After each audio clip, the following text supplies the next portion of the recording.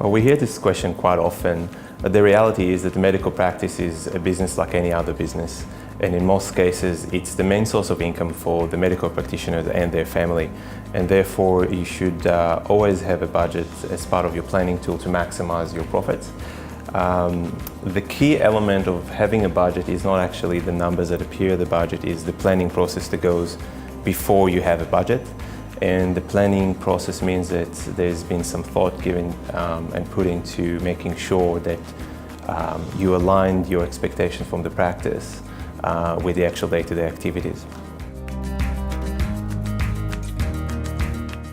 Well, we think the answer is no. Running a profitable practice doesn't mean it's the most effective one and the most efficient one. What we're trying to do by putting a budget in place is making sure that we go through a planning process, and the end result of it is a budget where we potentially looking to maximize the efficiency and maximizing the profitability of each practice. Well, no. Take, for example, new practices, or someone just starting a practice, they will not have last year's results, so they will have to go through the process from scratch. But even with existing practices who will potentially just take last year's figure and potentially just roll them forward, what's really missing is the key element of planning. And the budget is a reflection of that planning process. So what's really important is not just plugging in the numbers just for the sake of having numbers to compare with, is the process of planning and deciding what your practice should look like or what you want it to look like to maximize your profits.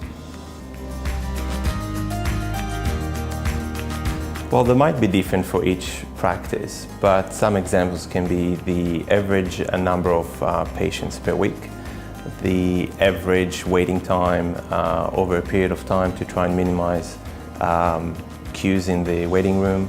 It can be a comparison of profitability of procedure X versus procedure Y, number of procedures done in a practice, things like that. When considering these different KPIs, each practice and each element of the practice will have to consider how they become more efficient and better at achieving these results, and it might drive a particular type of behavior from the various parts of the medical practice.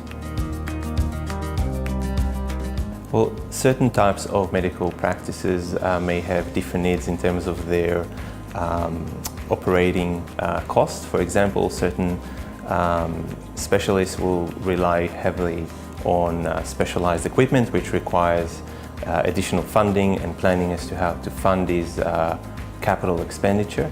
In some areas, budgeting can assist in detecting irregularities in terms of financial reports, which can assist with potential detection in an area of fraud. And in other areas, budgeting can assist making sure that every part of the medical practice is aligned to the overall maximization of the profit of the practice, therefore increasing the value of the overall practice. And if a certain medical practitioner is thinking of their succession plan and the exit strategy, you want to sell when you maximize your value, therefore budget is an essential part of that.